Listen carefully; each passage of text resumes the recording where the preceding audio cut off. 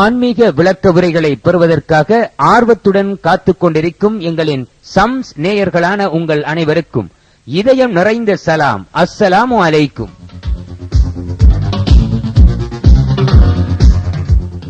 மெய்யறிவின் ஒளிச்சுடர்களாக வெளிவந்து கொண்டிருக்கும் எமது சம்ஸ் ஒளிநாடாக்கள் வரிசையிலே 14வது ஒளிநாடா வெளியீடாக நாம் தருவது அல்லாஹ்வின் அகமியம். 1980 ஆண்டு காத்தான்குடி பாபா லேன் மீலாத் விழா மேடையில் சம்சுல் உலமா மௌலவி அல்ஹாஜ் அப்துல் ரவுப் மிஸ்பாகி அவர்கள் பிரதம பேச்சாளராக கலந்து கொண்டு ஆற்றிய ஆத்மீக உரை தொகுப்பு.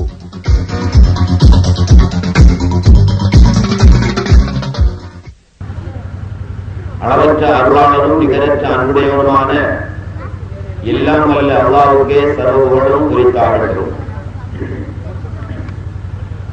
ஸலவாத்தும் ஸலாமும் சாந்தியும் சமாதானமும் சற்குணசீலர் சன்மார்க்க போதகர் சத்திய திருத்தூதர் சர்தார் து ஆலம் ஸல்லல்லாஹு அலைஹி வஸல்லம் அவர்கள் மீதும் அவர்கள் சொன்ன மொழியை நடந்த வழியை பின்பற்றி வாழ்ந்து உயரிய நிலையை பெற்ற உத்தமர்கள் சஹாபா பெருந்தகைகள் நல்லவர்கள் வல்லவர்கள் அனைவர்கள் மீதும் மெய்நிலை கண்ட ஞானி இறையன்பில் லயித்த பாணி மஹ்மூபே சுபஹானி மஅஷூகே ரஹ்மானி கிந்தீல நூரானி சய்யிதுனா முஹைதீன் அப்துல் காதிர் ஜீலானி கத்தல்லாஹு ஸல்லல்லாஹு அலைஹி அவர்கள் மீதும் உண்டாவதாக என்று கூறியபின் மதிப்புக்குரிய அல் ஆலிமுல் ஃபாதில் ஆதம் பாபா ஜமாலி அவர்களே,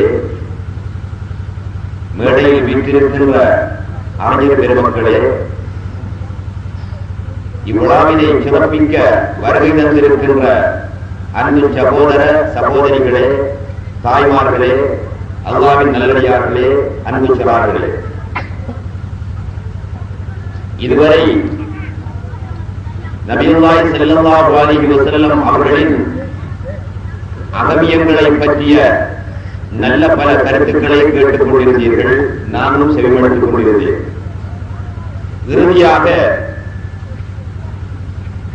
நானும் உங்கள் மத்தியிலே அண்ணல் நாயகம் ஸல்லல்லாஹு அலைஹி வஸல்லம் அவர்களை பற்றிய அகமியங்களில் ஒரு சிலதை மட்டும் கூறலாம் என்று எழுந்திருக்கின்றேன்.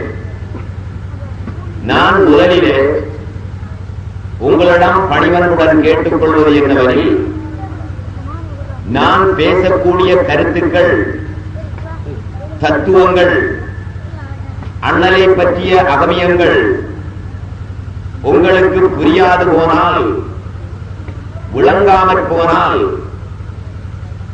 அவசரப்பட்டு பிழையென்றோ தவறென்றோ நீங்கள் முடிவு கட்டி விடாமல், உங்களுக்கு விளங்காத கருத்துக்களை, விளங்காத தத்துவங்களை என்னிடம் அல்லது உண்மையான ஞானத்தை தெரிந்தவர்களிடம் கேட்டு தெரிந்து கொள்ளுமாறு முதலில் உங்களை வேண்டியவனாக எனது உரையை துவக்கம் செய்கிறேன்.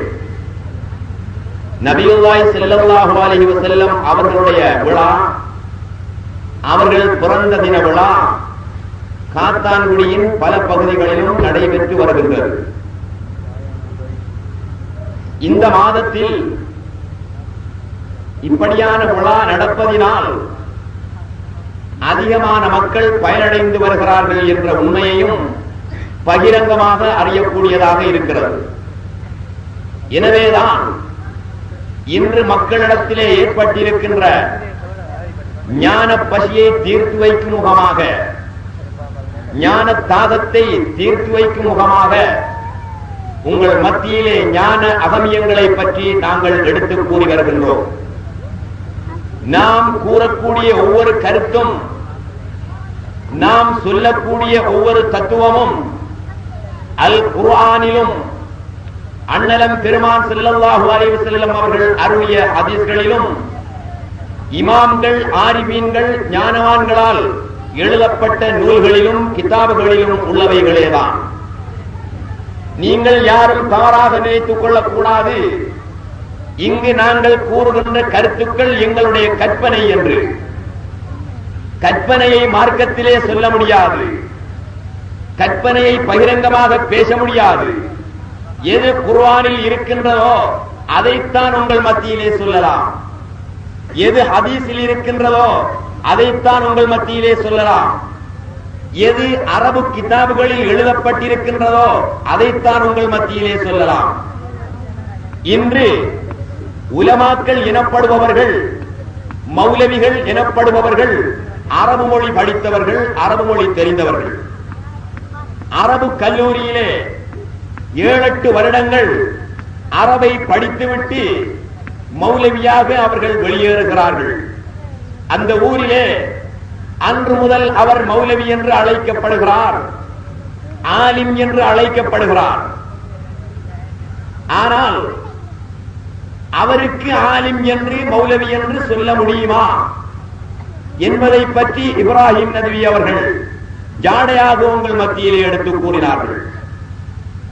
சஹாபாக்களில் எவரும் எந்த கல்லூரியிலும் படித்து பட்டம் பெற்றவர்கள் அல்ல. சஹாபாக்களில் எவரும் எந்த மதரசாவிலும் ஓதியவர்கள் அல்லர். சஹாபாக்கள் எவரிடமும் சர்டிபிகேட் என்பது கிடையவே கிடையாது.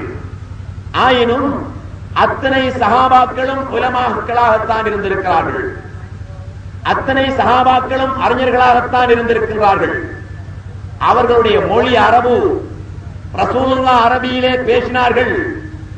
அவர்களுக்கு ரசூலுல்லாஹ் சொன்னதை மொழிபெயர்த்து காட்ட வேண்டிய அவசியம் இருக்கவில்லை.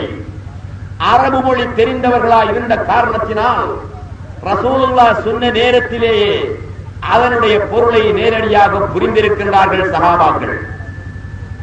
ஆனால் இன்று ஏற்பட்டிருக்கின்ற சிரமம் என்னவெனில், நீங்களெல்லாம் அரபு மொழி படிக்காதவர்களாக இருக்கின்ற காரணத்தினால் அரபு நூல்களிலே எழுதப்பட்டிருக்கின்ற தத்துவங்களை உங்களால் பார்த்து புரிந்து கொள்ள முடியாது. அதை அரபு மொழி தெரிந்தவர்கள் எடுத்து கூறுகின்ற பொழுதுதான் அரபு கிதாபுகளிலே, குர்ஆனிலே, ஹதீஸிலே இப்படியான தத்துவங்கள் கூறப்பட்டிருக்கின்றன என்பதை உங்களால் உணர்ந்து கொள்ள முடியும். ஆனால் இன்றைய சூழ்நிலை எவ்வாறு வந்துவிட்டது என்றால், அரபு மதரசாக்களிலே 7-8 வருடங்கள் படித்து மௌலவி என்று வெளியாகக்கூடிய ஒரு மௌலவி இடத்திலே அரபு மொழியை, அரபு கிதாபை சரியாக வாசிக்கக்கூடிய திறமையே இல்லாமல் இருக்கிறது. வாசிக்கக்கூட திறமை இல்லாத ஒரு மௌலவி அந்த கிதாபில் உள்ள கருத்துக்களை சரியான முறையிலே, உரிய முறையிலே எவ்வாறு விளங்கப் போகிறார் என்று உங்களிடம் கேட்கின்றேன் சகோதரர்களே. பொறாமையில் பேசவில்லை, கோபத்திலே பேசவில்லை, உண்மையை எடுத்து உங்கள் மத்தியிலே நான் சொல்கிறேன். ஆங்கில கல்லூரியிலே ஒரு மாணவன் படிக்கிறான் என்று வைத்துக் கொள்வோம்.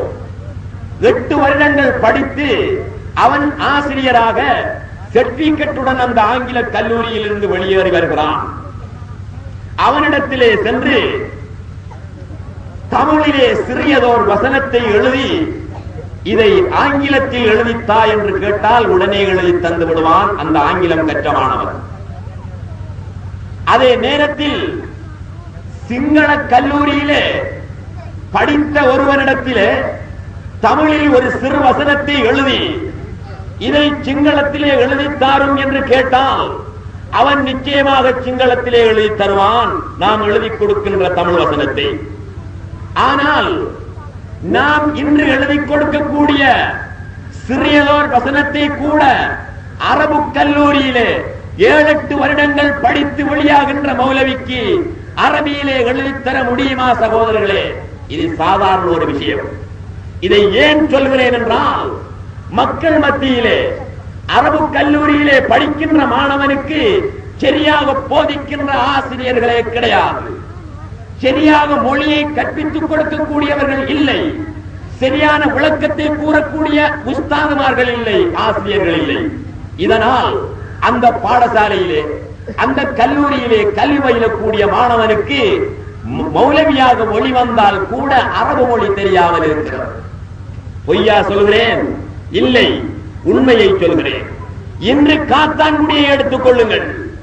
அகில இலங்கையிலேயே உலமாக்கள் மௌலவிகள் அதிகமாக வாழக்கூடிய ஊர்தான் இந்த காத்தான்குடி. நானும் இந்த காத்தான்குடியிலே தான் இருக்கிறேன். ஆனால் சிறியதோர் வசனத்தை எடுத்துக் கொள்ளுங்கள். மட்டக்களப்பு பாலத்தால் நான் சென்ற கார் புரண்டு தண்ணீரிலே ஆற்றிலே விழுந்தது என்ற ஒரு அரபு வசனத்தை காத்தான்குடியிலே இருக்கின்ற மௌலவிகளில் அதை அரபியிலே எழுதித்தர தெரியாத மௌலவிமார் எத்தனையோ பேர்கள் இருக்கிறார்கள் சகோதரர்களே. இது உங்களுக்கு தெரியாது. கல்வி வியாபாரிக்குத்தான் கல்வி வியாபாரியுடைய நிலை தெரியும். கருவாட்டி வியாபாரிக்குத்தான் கருவாட்டி வியாபாரியின் நிலை தெரியும். அதே போன்று அரபு மொழியோடு சம்பந்தப்பட்ட விஷயங்களை அரபு மொழி தெரிந்தவர்களுக்குத்தான் தெரியுமே தவிர மற்றவர்களால் அதை புரிந்து கொள்ள முடியாது. இந்த நிலையிலே ஒன்றுமே தெரியாதவனாக, ஒரு அறிவும் அற்றவனாக, வெறும் வெங்காயமாக 7-8 வருடங்களை கல்லூரியிலே கழித்துவிட்டு இவன் மௌலவி என்று வெளியிலே வருகிறான். குர்ஆனை ஹதீஸை சரியாக விளங்கிக் கொள்ள முடியாத காரணத்தினால் தவறாக மக்கள் மத்தியிலே போதனை செய்ய வேண்டிய நிலைமை அவனுக்கு ஏற்படுகிறது. தவறாக மக்கள் மத்தியிலே கருத்துக்களை சொல்ல வேண்டிய நிலைமை ஏற்பட்டு விடுகிறது. தனக்கு தெரியாது என்று சொன்னால் கூட அவமானம். நீ மௌலவி இல்லையா? 7-8 வருடங்கள் கல்லூரியிலே எதை கற்றாய், என்ன செய்தாய் என்று திருப்பி கேட்டு விடுவார்களே என்ற பயத்தினால் நாம் எதை கேட்கின்றோமோ அதற்கு சரியானாலும் பிழையானாலும் விளக்கத்தை கூறிவிடுகிறார்கள். இதனால் பாமர மக்கள் ஏமாற்றப்பட்டு தவறான கருத்துக்கள் சொல்லப்பட்டு பழக்கப்பட்டு விட்டார்கள். கலிமாவுக்கு என்று சொல்லக்கூடிய கருத்தை பற்றி எனக்கு முன்னால் பேசிய மௌலவிமார்கள் சொன்னார்கள். சகோதரர்களே, நானும் நீங்களும் சிறியவர்களாக இருந்த பொழுது கலிமாவுக்கு என்ன பொருளை வைத்தோம்? வணக்கத்துக்குரிய நாயன் அல்லாஹ்வை தவிர வேறு யாருமே இல்லை. இது கலிமாவின் பொருளா? காத்தான்குடியிலே 100க்கும் மேற்பட்ட உலமாக்கள் வாழ்கிறார்களே, இவர்கள் மத்தியிலே நான் கேட்கிறேன், 30,000க்கு மேற்பட்ட சனத்தொகை இருக்கின்ற இந்த காத்தான்குடியிலே பகிரங்கமாக நான் கேட்கிறேன், எந்த ஒரு மௌலவியாவது முன்வந்து கலிமாவுக்கு இதுதான் பொருள், வணக்கத்துக்குரிய நாயன் அல்லாஹ்வை தவிர வேறு யாரும் இல்லை என்பதுதான் பொருள் என்று கூற முடியுமா? முடியவே முடியாது. அந்த பொருள் கலிமாவுக்கு கிடையவே கிடையாது என்று தப்சீருல் கபீரை எழுதிய ஃபக்ருத்தீன் ராஸி ரலியல்லாஹு தஆலா அன்ஹு அவர்கள் லவாமியுல் பையினாத் ஷர்ஹு அஸ்மாஇல்லாஹி வ ஸிஃபாத் என்ற கிதாபிலே அழகாக எழுதி காட்டி இருக்கிறார்கள். கடைசியிலே கேட்கின்றார்கள், கலிமாவுக்கு இப்படி பொருள் சொல்கின்ற மடையா? வணக்கத்துக்குரிய நாயன் அல்லாஹ்வை தவிர வேறு யாரும் இல்லை என்று பொருள் வைக்கின்றாயே, உன்னுடைய அறியாமையை நான் என்னென்று சொல்வது? அப்படி பொருள் வைக்கின்ற மடையா? இந்த பொருளை எங்கிருந்து நீ எடுக்கின்றாய்? உன்னுடைய பாக்கெட்டில் இருந்து போட்டு சொல்கின்றாயா அல்லது கலிமாவுக்கு அர்த்தம் சொல்கின்றாயா என்று அல்லாமா ஃபக்ருத்தீன் ராஸி ரலியல்லாஹு தஆலா அன்ஹு அவர்கள் கேட்கின்றார்கள். மேற்கூறிய இந்த கிதாபிலே யாராவது சபைக்கு வந்து கேட்டு விடுவார்கள், உடனடியாக காட்ட வேண்டும் என்பதற்காக அந்த கிதாபையும் நான் இங்கே கொண்டு வந்திருக்கின்றேன். சகோதரர்களே, உலமாக்களுக்கு, அறிஞர்களுக்கு, ஆலிமுஷாக்களுக்கு தைரியம் இருக்குமானால் நிச்சயமாக இந்த மேடையிலே வந்து கேட்கலாம். கேட்க அவர்கள் விரும்பவில்லையானால் கலிமாவுக்கு இதுதான் பொருள் என்று பகிரங்க மேடையிலே எங்காவது பிரசங்கிக்கலாம். அதற்கு நாங்கள் நேரடியாக சென்று மறுப்பு கூறுவதற்கு தயாராக இருக்கின்றோம். சகோதரர்களே, எனவே கலிமாவினுடைய சரியான அர்த்தத்தை நீங்கள் தெரிந்து கொள்ள வேண்டும். காரணம், லா இலாஹ இல்லல்லாஹ் என்று நம்பிய நீங்கள், லா இலாஹ இல்லல்லாஹ் என்று விசுவாசித்திருக்கின்ற நீங்கள் அதனுடைய பொருளை சரியாக புரிந்து கொள்ளவில்லையானால் அதை நம்பி இருப்பதிலே என்ன அர்த்தம் இருக்கிறது என்று கேட்கிறேன். சகோதரர்களே, ரசூலுல்லாஹி ஸல்லல்லாஹு அலைஹி வஸல்லம் என்ன கருத்தோடு அந்த கலிமாவை சொன்னார்கள்? சற்று ஆராய்ந்து பாருங்கள். தமிழ் படித்தவர்கள் இருந்தார்களா? குஜராத்தி படித்தவர்கள் இருந்தார்களா? சிங்களம் படித்தவர்கள் இருந்தார்களா? இல்லை. கலிமாவை நபி அவர்கள் சொல்கின்ற நேரத்திலே, சொன்ன நேரத்திலே அங்கிருந்த மக்கள் அனைவருக்கும் அரபு மொழி தெரியும். அரபு மொழி தெரிந்த அரபிகள் மத்தியிலேதான் நபியுல்லாஹி ஸல்லல்லாஹு அலைஹி வஸல்லம் கலிமா பிரகடனம் செய்தார்கள். லா இலாஹ இல்லல்லாஹ் என்று சொன்னார்கள். அல்லாஹ்வை தவிர ஒன்றுமே இல்லை அப்பா என்றார்கள். அல்லாஹ்வுக்கு வேறான தெய்வங்கள் இல்லை என்று சொன்னார்கள். அல்லாஹ்வுக்கு வேறான எந்த ஒரு வஸ்துவும் கிடையாது என்று சொன்னார்கள் நபிகள் நாயகம் ஸல்லல்லாஹு அலைஹி வஸல்லம். கலிமாவின் கருத்து இவ்வாறு இருக்க, கலிமாவின் பொருள் இவ்வாறு இருக்க, வணக்கத்துக்கு உரிய என்ற ஒரு சொல்லையும் அதனுடன் இணைத்து அதற்கு மொழிபெயர்ப்பு கூறப்படுகிறதே, அதற்கு மொழிபெயர்ப்பு சொல்லப்படுகிறதே, இந்த பொருளை எங்கிருந்து சகோதரர்களை எடுத்திருக்கிறார்கள்? நன்றாக சிந்தனை பண்ணி பாருங்கள். தஹப்து இல துக்கான் என்று அரபியிலே சொன்னால் நான் கடைக்கு சென்றேன் என்பதுதான் அதனுடைய அர்த்தம். தஹப்து நான் சென்றேன், இல துக்கான் கடைக்கு சென்றேன், கடைக்கு நான் சென்றேன், இவ்வளவுதான் அந்த வசனத்தினுடைய அர்த்தம். கடைக்கு பால் டின் வாங்குவதற்கு சென்றேன் என்ற அர்த்தம் அங்கே இல்லை. கடைக்கு நான் சென்றேன், தஹப்து இல துக்கான் கடைக்கு நான் சென்றேன். இதற்கு உலமாக்கள் எவ்வாறு கருத்து சொல்கிறார்கள் என்றால், கடைக்கு பால் டின் வாங்குவதற்கு நான் சென்றேன் என்று பொருள் சொல்வது போல் அமைகின்றது. லா இலாஹ இல்லல்லாஹ், லா இல்லை, இலாஹ தெய்வம், இல்லா தவிர, அல்லாஹ் அல்லாஹ், அல்லாஹ் தவிர தெய்வம் இல்லை, அல்லாஹ் தவிர இலாஹு இல்லை, அல்லாஹ் தவிர விக்ரம் இல்லை. இதுதான் அவருடைய அர்த்தமே தவிர வணக்கத்திற்குரிய என்ற அர்த்தத்தை தரக்கூடிய சொல் எது இருக்கிறதா? இல்லை. சொல் இல்லாமல் ஏன் அர்த்தம் வைக்க வேண்டும் என்று கேட்கிறேன் சகோதரர்களே. அவ்வாறு அர்த்தம் வைப்பது சுத்தமான பிழையாக இருக்கின்றது.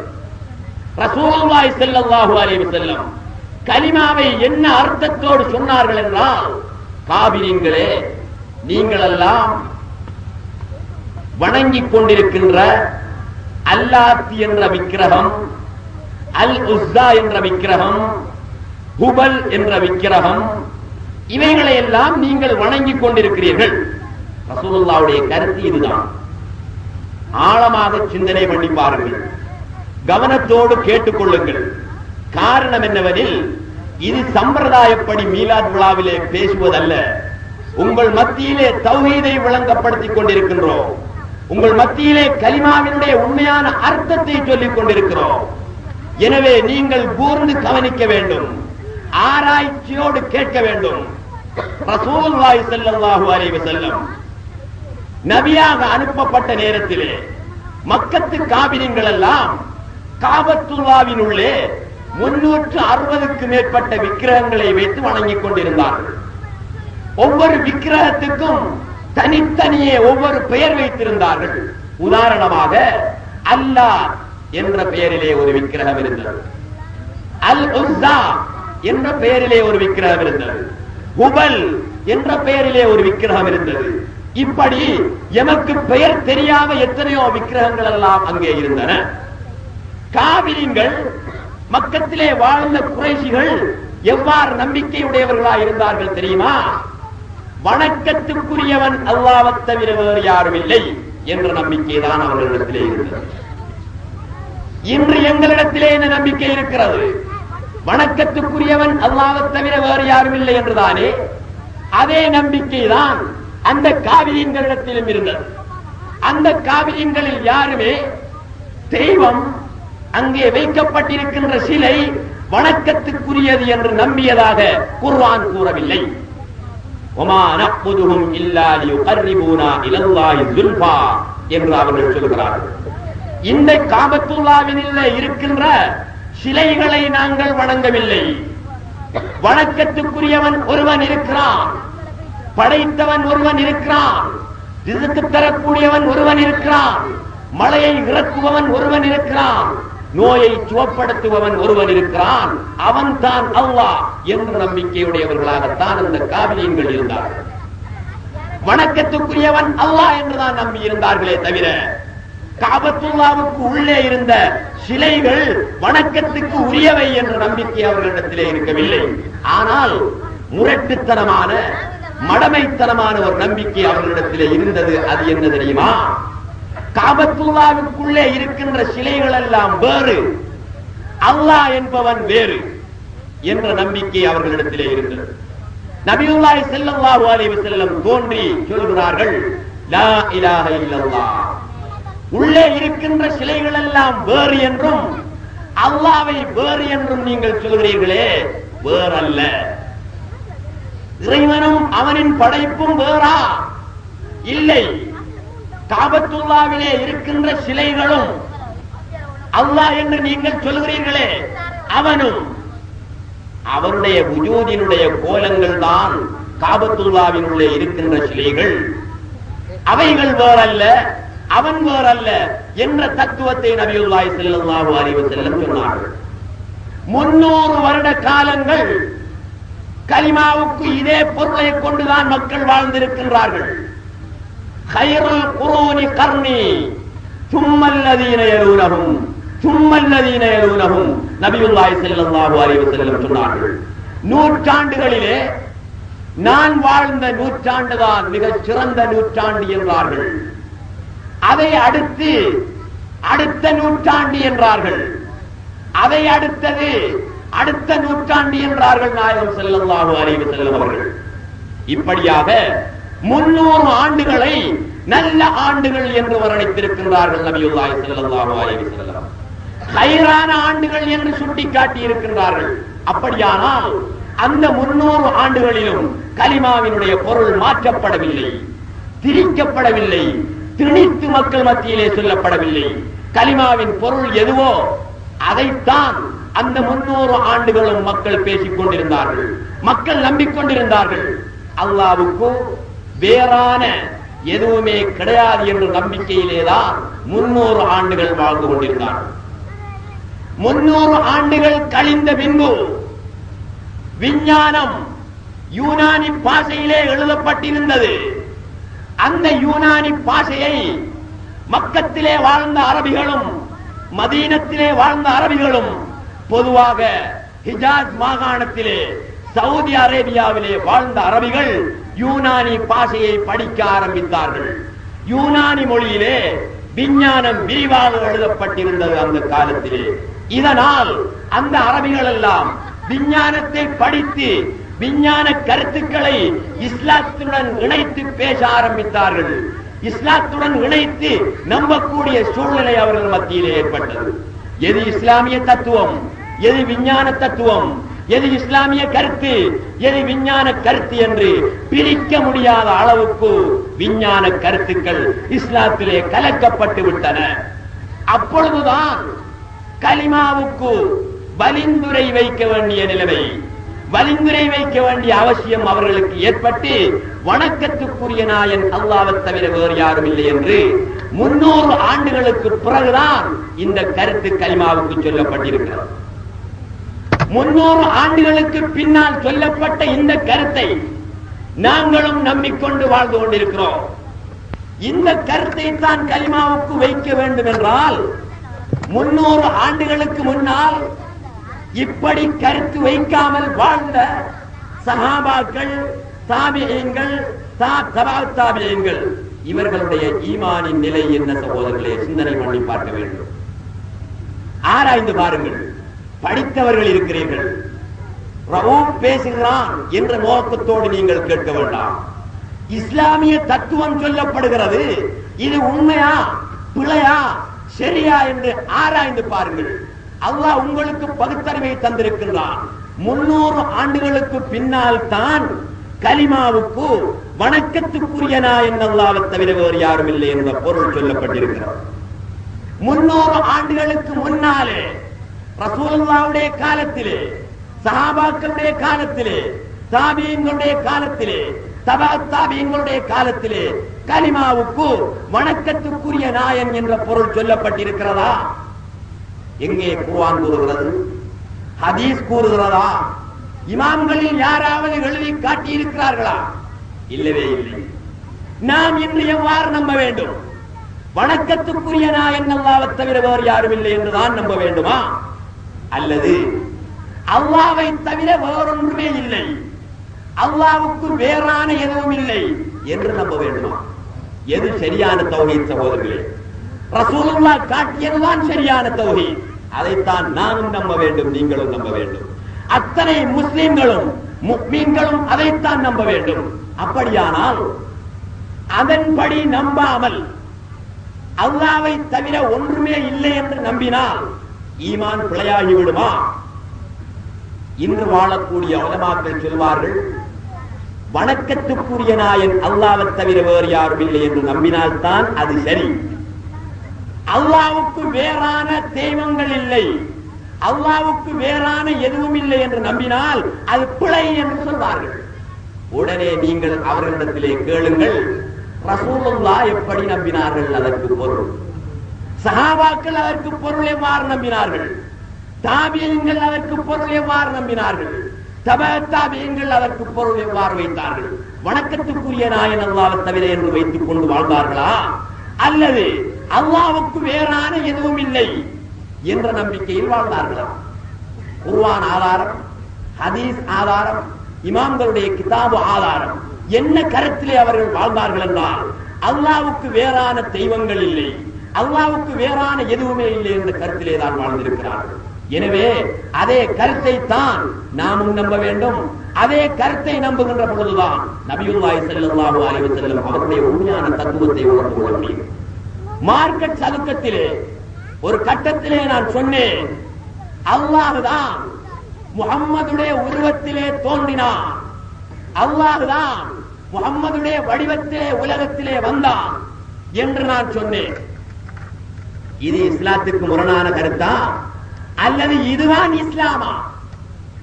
இதுதான் இஸ்லாம். இது முரணான கருத்தல்ல, இதுதான் இஸ்லாம். ஏன் தெரியுமா?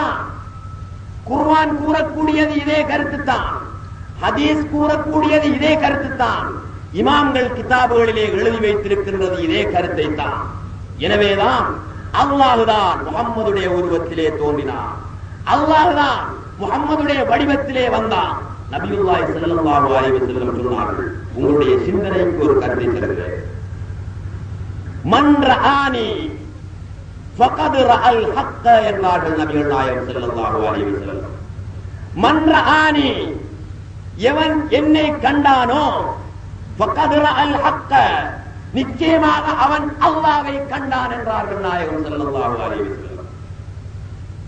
என்னை கண்டவன் அல்லாஹ்வை கண்டான் என்று அண்ணல் சொன்னார்கள் என்றால் அதனுடைய அர்த்தம் என்ன சகோதரர்களே? அல்லாஹ் வேறொருவனாகவும் அண்ணல் நாயகம் ஸல்லல்லாஹு அலைஹி வஸல்லம் வேறொருவராகவும் இருந்தால் என்னை கண்டவன் அல்லாஹ்வை கண்டவன் என்று சொல்ல முடியுமா? நான் சொல்கிறேன், உதாரணமாக என்னை கண்டவர் இப்ராஹீமை கண்டவர். உங்களுக்கு என்ன கருத்து விளங்குகிறது? என்னை கண்டவன் நிச்சயமாக இப்ராஹீமை கண்டவனேதான் என்று சொன்னால் உங்களுடைய சிந்தனையிலே, உங்களுடைய விளக்கத்திலே என்ன தென்படுகிறது சகோதரர்களே? ரவுஃபை கண்டவன் இப்ராஹீமை கண்டவன். இப்ராஹீமும் ரவுஃபும் ஒன்றா? இல்லையே. இப்ராஹீம் வேறு, ரவுஃப் வேறு. அவர் வேறாக இவர் வேறாக இருக்கின்ற பொழுது என்னை கண்டவர் இப்ராஹீமை கண்டவர் என்று நான் சொல்லலாமா? சொன்னால் என்னை நீங்கள் எவ்வாறு நினைப்பீர்கள்? இருவரும் ஒருவராக இருந்தால் தான் என்னை கண்டவர் இப்ராஹீமை கண்டவராவார், இப்ராஹீமை கண்டவர் என்னை கண்டவராவார். இரண்டு பேரும் ஒருவராக இருந்தால் தான் என்னை கண்டவர் அவரை கண்டவராவார் என்று சொல்ல முடியும். நபியுல்லாஹி ஸல்லல்லாஹு அலைஹி வஸல்லம் என்ன சொல்லி இருக்கிறார்கள்? ரசூலுல்லாஹ் பிள்ளையாக பேசிவிட்டார்களா? தவறாக சொல்லிவிட்டார்களா? அல்லது அவர்களுடைய சொல்லுக்கு அர்த்தம் என்ன? சிந்தனை பண்ணி பாருங்கள் சகோதரர்களே. அரபியிலே உங்களுக்கு சிந்திக்க முடியாவிட்டாலும், அரபி மொழி உங்களுக்கு தெரியாது போனாலும், அரபு மொழியிலே சொன்ன ஹதீஸை தமிழிலே நான் தருகிறேன். மன் ரஆனி ஃபகத் ரஅல் ஹக்க. நபியுல்லாஹ் சொன்னார்கள், என்னை கண்டவன் அல்லாஹ்வையே கண்டான் என்றார்கள். எப்படி சொல்ல முடியும்? அல்லாஹ் வேறாகவும் நாயகம் வேறாகவும் இருந்தால் நாயகம் அவ்வாறு சொல்ல முடியுமா? முடியாதே. சரி, இப்படி ஒரு கருத்து வைக்கலாமே என்று நீங்கள் கேட்கலாம். அதாவது என்னுடைய தந்தையை போல் நான் இருந்தால் உடல் அமைப்பிலே, பேச்சிலே, முக வாக்கிலே என்னுடைய தந்தையை போல் நான் இருந்தால் அந்த நேரத்தில் நான் சொல்லலாம், என்னுடைய தந்தையை உனக்கு தெரியுமா பார் என்று ஒருவரிடத்திலே கேட்கிறேன். அவர் சொல்கிறார், உங்களுடைய தந்தையை எனக்கு தெரியாது என்று சொல்கிறார். நான் சொல்கிறேன், என்னை கண்டவன் என்னுடைய தந்தையை கண்டவனேதான். காரணம் இல்லவே இல்லை. அல்லாஹ் தான் முகம்மதாக வந்தான். முகம்மது சொல்கின்றார்கள், என்னை கண்டவன் அல்லாஹ்வை கண்டவனேதான் என்று நபியுல்லாஹி ஸல்லல்லாஹு அலைஹி வஸல்லம் சொன்னார்கள் என்றால், அல்லாஹ் தான் முகம்மதாக வந்து முகம்மது என்ற கருவி மூலமாக அல்லாஹ் பேசுகிறான். முகம்மது என்ற மகாரின் மூலமாக அல்லாஹ் தான் சொல்லுகின்றான். தவிர அல்லாஹ் வேறு முகம்மது வேறு என்ற கருத்தை நீங்கள் வைத்துக் கொள்ளக்கூடாது. அல்லாஹ் தான் முகம்மதாக தோன்றினார். இந்த ஒரு ஹதீஸை மட்டும் வைத்து நீங்கள் சிந்தனையை விரித்து பாருங்கள், கூடுதலாக ஆராய்ந்து பாருங்கள். என்னை கண்டவன் அல்லாஹ்வை கண்டுவிட்டான் என்று ரசூலுல்லாஹ் சொல்கிறார்களே, ரசூலுல்லாஹ்வை கண்டால் அல்லாஹ்வை கண்டவனா? ஆம், அல்லாஹ்வை கண்டவனேதான். அதனால் தான் இன்னொரு இடத்திலே நபியுல்லாஹி ஸல்லல்லாஹு அலைஹி வஸல்லம் சொன்னார்கள், தூபா லிமன் ரஆனி, என்னை கண்டவனுக்கு சுபசோபனம் உண்டாவதாக. அவ மன் ரஆனி, அல்லது என்னை காணாவிட்டாலும் என்னை கண்டவனை கண்டானே அவனுக்கு சுபசோபனம் என்றார்கள். அதற்கும் ஒருவனுக்கு கிடைக்கவில்லையானால் அவ் மன் ரஆனி, அல்லது என்னை கண்டவனை கண்டானே அவனுக்கே சுபசோபனம் என்றார்கள் நபியுல்லாஹி ஸல்லல்லாஹு அலைஹி வஸல்லம். அவர்களுடைய முகத்தை கண்டவனுக்கு இப்படி சுபசோபனம் என்றால், அவர்களுடைய முகத்தை கண்டவனுக்கு இப்படி சுபசோபனம் என்றால், அந்த முகம் எந்த முகம் சகோதரர்களே? அந்த முகம்மதுடைய முகம் எந்த முகம்? முகம்மதா? இல்லை, முகம் அதுதான்.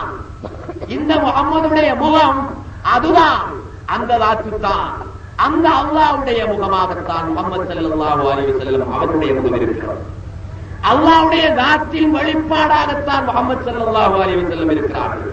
அதனால் தான் சொன்னார்கள், என்னை கண்டவன் அல்லாஹ்வை கண்டவன் என்றும் என்னை கண்டவனுக்கு சுபசோபனம் என்று சொன்னார்கள். இதனால் தான் நீங்கள் நன்றாக சிந்தனை பண்ணி பாருங்கள். ஒரு மனிதன் விலாயத்து என்ற பதவியை அடைவதாயிருந்தால் எவ்வளவு கஷ்டப்பட வேண்டும், நபிசோடு போராட வேண்டும், துன்யாவை வெறுக்க வேண்டும், துன்யாவிலே ஷரியத் என்ற வரம்பிலே சரியாக வாழ வேண்டும், காட்டிலே தவம் இருக்க வேண்டும், தியானம் இருக்க வேண்டும், முனாஜாத்து பண்ண வேண்டும். இப்படியான பாரிய அமல்களை செய்துதான் விலாயத்து ஒலித்தனம் என்ற பதவியை ஒருவன் பெறுகிறான், ஒலித்தனம் என்ற அந்தஸ்தை பெறுகிறான். குத்துபு என்று சொல்லக்கூடிய அந்தஸ்தை பெறுவதாயிருந்தால் அதைவிட கூடுதலான அமல்களை புரிந்துதான் குத்துபு என்ற அந்தஸ்தை பெறலாம். சரி, இவ்வளவு கஷ்டப்பட்டு விலாயத்தை பெற்ற ஒரு ஒலி, இவ்வளவு கஷ்டப்பட்டு குத்துபியத்தை பெற்ற ஒரு குத்துபு மேலானவரா? அல்லது ரசூலுல்லாஹ் இடத்திலே ஒரு காபிர் ஓடி வருகிறார், அல்லாஹ்வுடைய ரசூலே நான் இஸ்லாமாக போகிறேன், கலிமா சொல்லி தாருங்கள் என்று கேட்கிறார். ரசூலுல்லாஹி ஸல்லல்லாஹு அலைஹி வஸல்லம் அவர்கள் வந்த காபிருக்கு கலிமா சொல்லி கொடுக்கிறார்கள். லா இலாஹ இல்லல்லாஹ் முஹம்மதுர் ரசூலுல்லாஹ் என்று கலிமா சொல்லி முடிந்த உடனே அவர் அந்த இடத்திலே மரணித்து விடுகிறார். சகோதரர்களே, உங்களுடைய சிந்தனையை கொஞ்சம் விரித்து பாருங்கள். ரசூலுல்லாஹ் இடத்திலே வந்து அமர்ந்து கலிமா சொல்லி ஒரு வினாடி கூட இஸ்லாத்திலே இருக்கவில்லை, மரணித்து விட்டார். அந்த காபிர் இஸ்லாமாகி மரணித்து விட்டார். அவர் முஸ்லிமாக இருந்தது எவ்வளவு நேரம்? ஒரு வினாடி நேரம் கூட அவர் முஸ்லிமாக இருக்கவில்லை, அதற்கிடையிலே மரணித்து விட்டார். இந்த மனிதன் பதவியிலே உயர்ந்தவரா? அல்லது பல்லாண்டு காலங்கள் வணக்கத்திலே ஈடுபட்டு நபுசோடு போராடி காட்டிலே தவமிருந்து உயர்ந்த நிலையை பெற்ற குத்துபுல் அக்தாப் முஹைதீன் அப்துல் காதிர் ஜீலானி ரலியல்லாஹு தஆலா அன்ஹு மேலானவர்களா? நன்றாக சிந்தனை பண்ணி பாருங்கள். யார் மேலானவர்? குத்துபுல் அக்தாப் முஹைதீன் மேலானவர்கள் அல்ல. ரசூலுல்லாஹ்வுடைய திருமுகத்தை பார்த்து ஒரு வினாடி நேரம் இஸ்லாமாக இருந்து மரணித்தாரே, அவர்தான் குத்துபு நாயகத்தை விட மேலானவராகிறார். எதனால் சகோதரர்களே? ஒரு வினாடி நேரம் தானே இஸ்லாத்திலே இருந்தார், ஒரு வினாடி நேரம் தானே மூமினாக இருந்தார். அவர் என்ன அமல் செய்தார்? எந்த அமலுமே செய்யவில்லை. ஆனால் பல்லாண்டு காலம் அமல் புரிந்து பதவியை பெற்ற குத்துபை விட, குத்துபு நாயகத்தை விட ஒரு வினாடி நேரம் முஃமினாக இருந்த அந்த மனிதன் உயர்ந்த பதவியை பெறுகிறார் என்றால் எதனால் பெறுகிறார்? சிந்தனை பண்ணி பார்த்தீர்களா? ஆராய்ந்து பார்த்தீர்களா? அந்த உயர் பதவியை எதனால் பெறுகிறார்? ஒரு வினாடி நேரம் ரசூலுல்லாஹ்வுடைய முகத்தை பார்த்ததினால் பல்லாயிரக்கணக்கான வருடங்கள், பல்லாண்டுகள் அமல் செய்த குத்துபு நாயகத்தை விட பதவியிலே உயர்ந்து விடுகிறார் என்றால் எதனால்? அந்த திருமுகத்தை பார்த்த காரணத்தினால். அந்த திருமுகம் எந்த திருமுகம்? அல்லாஹ்வினுடைய வெளிப்பாடு, அல்லாஹ்வுடைய கோலம். அல்லாஹ் தான் முஹம்மதுடைய உருவத்திலே தோன்றினான்.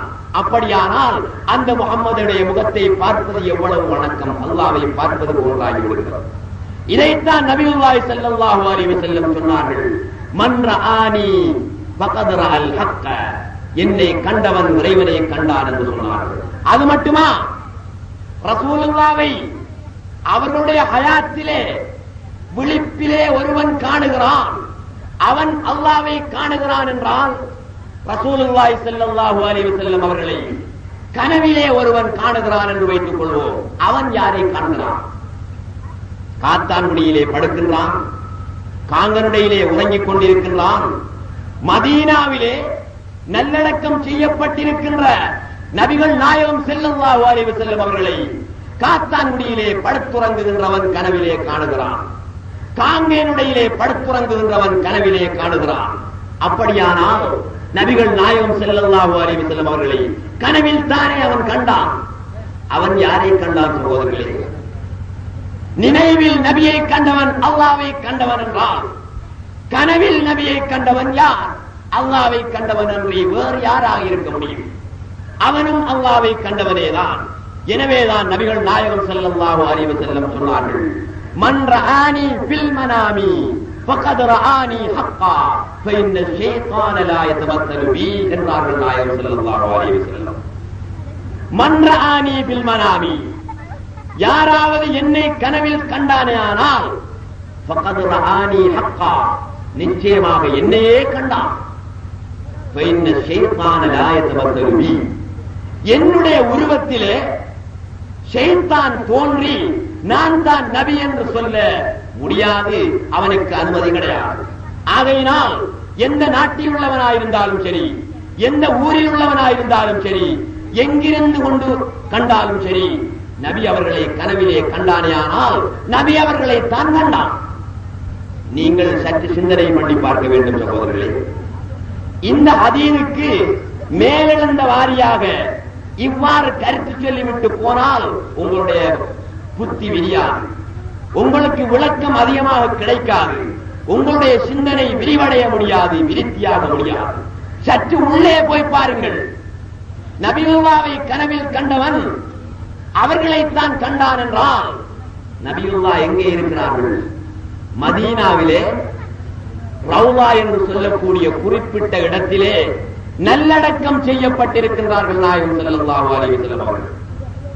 அவர்கள் பூமியிலே நாங்கள் மையத்தை அடக்குவது போன்று ரசூலுல்லாஹ்வுடைய காலத்திலே அவர்களையும் குழி வெட்டி கபரு தோண்டி அதற்குள்ளே வைத்துத்தான் அடக்கப்பட்டார்கள் நாயகம் ஸல்லல்லாஹு அலைஹி வஸல்லம் அவர்கள்.